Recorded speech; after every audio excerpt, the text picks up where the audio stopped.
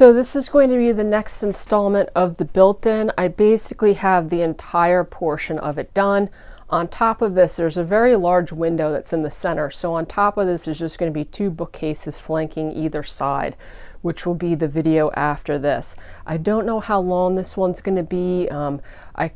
The couple weeks before Christmas are always crazy because I always agree to do things I probably shouldn't last minute. So this kind of took a back burner the past week or so, but after the holiday, this is going to be my main focus, and I'll get this finished up, obviously, and keep posting the videos. For people that aren't interested in the built-in video, the next video I'll have coming up after that is the dog crate. I kind of had to have it propped in the frame just because space is super valuable this time of year in here, and I don't have a lot of it, but that's kind of why that's there.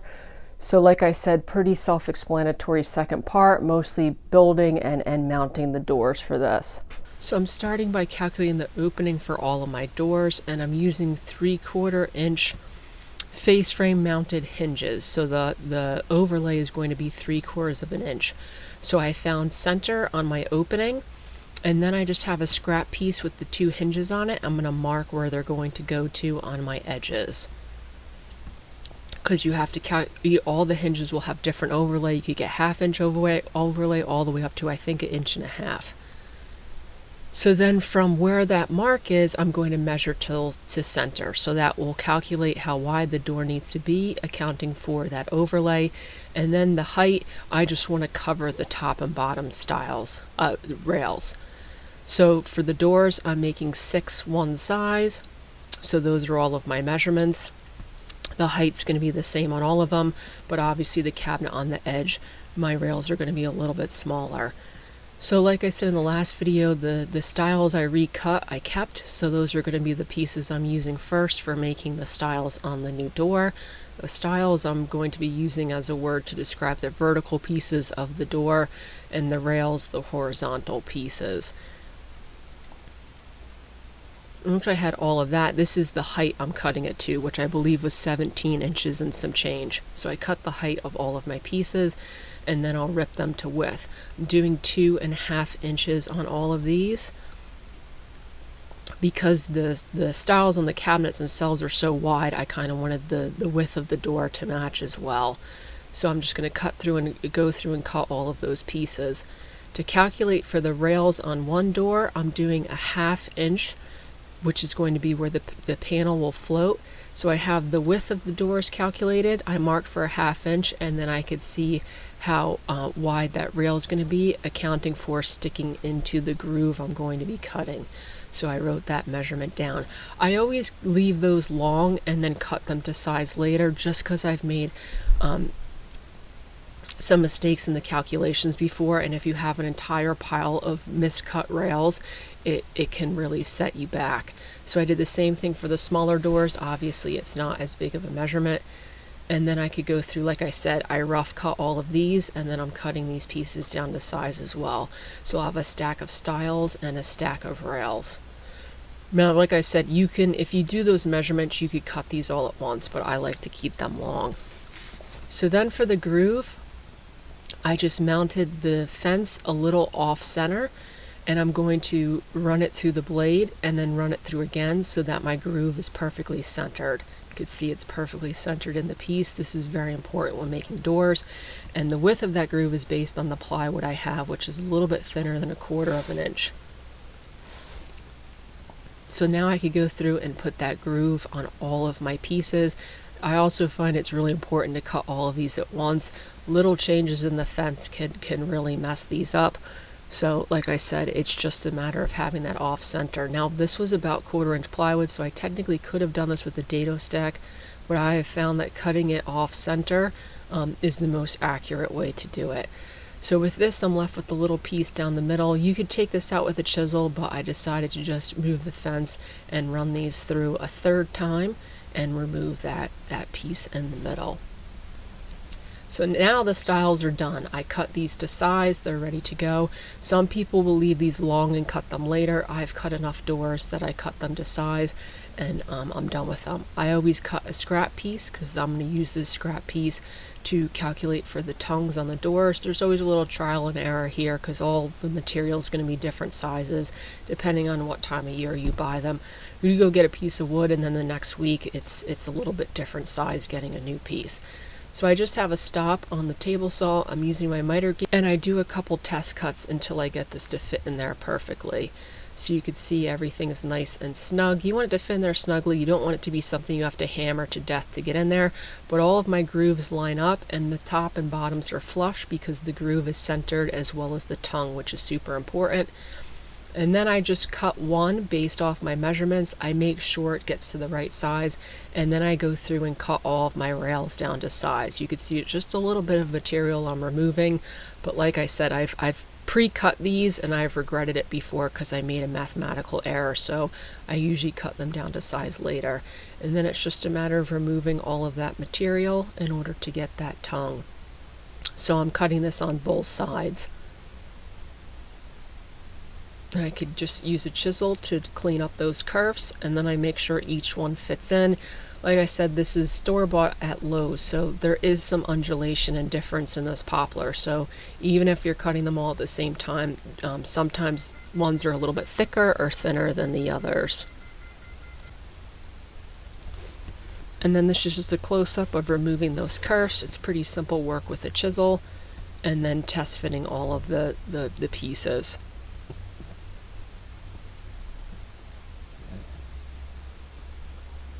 So then on this I marked how deep those grooves are because that is how you'll calculate for your insert. So I'm measuring between the marks because this is a 1/2 inch groove, and that will give me the size of my panels for height as well as width. You could see how far the depth of the groove is, which is about 1/2 inch.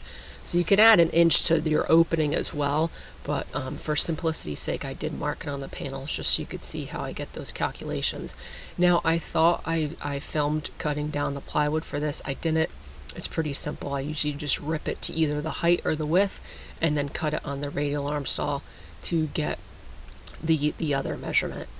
I dry fit them all together and then I could glue them together. So what I do is with them dry fit, I take one side off. I find that it's easiest to square them up this way. I put glue on the tongues. The reason I don't put glue on the plywood is because the plywood's dimensionally stable and won't really move around, but the poplar's not. So if your frame starts moving and it's glued to the panel, it could splinter the panel. And then I pop the other side off and glue that as well, and then reassemble the piece. I try to remove as much glue as possible. And then I measure for square. I do this by doing diagonals. If the two measurements are the same, then your panel's square. If one side's longer, I'll tap it upwards and then it will make the other side longer until it's square. So I'll add 2 clamps to this, clean up some more glue. I'll flip these over to the back side, check to make sure it's still square, and then I just sink some brads into the corners and I take the clamps off, and that's usually enough to let this set up overnight. So then I could go through and put all of the holes for the hinges in there. So I have a little plastic jig that shows you where to put these. So I go on these, I went about 3.5 inches down. You usually take the height of the door and break it into 5ths or 6ths, and that's where you drill the hole. The little jig tells you exactly where to do it. I'm using a power drill for this because with all of these doors to do it, it drains the battery on my drill pretty quickly. And then I just go through and do all of them. So I have that straight mark from when I used the jig, and you can see that straight mark goes right through the hole that gets attached to the face frame. So that's what I'm going to use for mounting these. These hinges I got off Amazon. They're Blum hinges. They're soft close. I turn the soft close off while I'm doing this because otherwise it just takes forever to test fit them. And they don't come with instructions, so this is kind of how I do it, which I think is easier than their instructions anyway. I had some shims. I'm putting it on the base of the cabinet. So now I have the door the exact height I want. It's about the same distance going up on the inside frame as well as at the bottom going down on the inside frame, which is exactly where I want it. I just put those shims once again on the frame because I have this push back on my frame, and all I do is transfer that center mark from the hinge onto the inside of the face frame. So there's that mark. And then I'm in the way for this, but I take the hinge, I put it over that mark because it's a slotted hole, and then I drill where that slotted hole lines up with the mark. these hinges have little teeth on them that show you where they sit on the face frame. So then I can attach the hinges to the door. It's pretty simple. There's marks from the original jig. With these, they give you bigger screws that go into the face frame and smaller screws for the hinge. So I just pre-drill so I don't splinter anything, and then just attach these pieces. Separate the screws, which makes life a little bit easier going forward. And then with the pre-drilled holes, I could just put the one screw in place and then the doors attached. These went up really easily. These face frame hinges, they leave a little gap around the edge of the frame. That's just the nature of the beast, but they're extremely easy to adjust and install. And you could see that my door comes right shy of my center mark, which is what I wanted, because you want a little gap between the doors. So they're just about perfect. Now there's some adjustments for these doors. I don't do a lot of that now because when I take these off, I don't label them. So when I go back on site is when I adjust them all. I get them to fit nicely in the shop. I don't do a ton of fine-tune adjustments. You could see what I mean by how those doors kind of sit off the face of the frame a little bit. But if you're putting a top on this like I am, you don't even notice it. And then I could just move my cabinets back up to the front edge, which is where they're going to be in the space. I'm just testing to make sure my molding fits, which it does. And then this is going to get a top on it. This top is going to be stained. So I got 2 pieces of this premium yellow pine from Lowe's, which is actually pretty nice lumber, and it stains nicely. And I'm just cutting a little strip off because this strip is going to make it wide enough for the top. Now, because this has a piece cut out because of where the vent is, I am making this a little bit, it's not going to be as wide as it is at the end of the day. I'm going to be attaching one piece to the front that will make it look like one continuous ledge. But for now, this is the width I'm going with. So you can see just clamping it together. This is pretty simple. This is a nicer grade of lumber, even coming out of Lowe's. So it wasn't bowed, it didn't need to be jointed or anything. It makes life so much easier in my shop sometimes to just buy lumber that's already ready to go. The next day I came in and I removed paint with a paint scraper, the glue that beat it up. I could flip it over and remove the rest, and then I just lightly sand this. And this is pretty much good to go for now. I haven't really done a lot of sanding on this piece. You can see there's glue spots in all the cabinets and whatnot.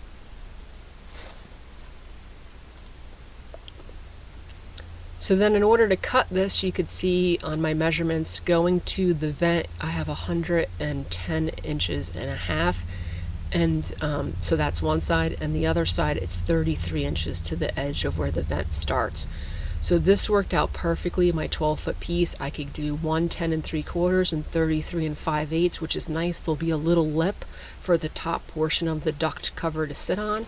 So I just cut that at the radial arm saw. That's where the duct's going to go, through the center there, and then I could sheet these to the front, and that's basically what that is going to look like.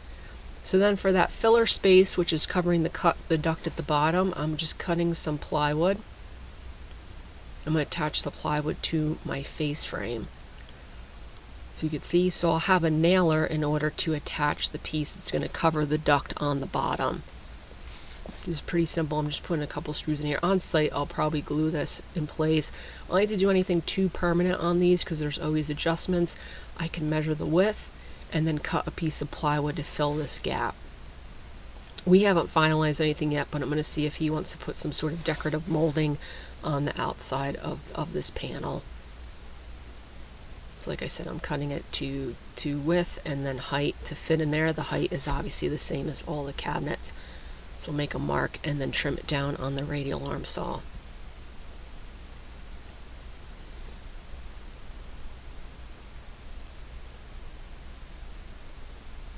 And then that, well, I grabbed the wrong size of the piece first, and then that is how that will fit in there. You could see with that little lip I created that I could just nail this in place on site and fill those holes, and that is how that will fit and cover that duct.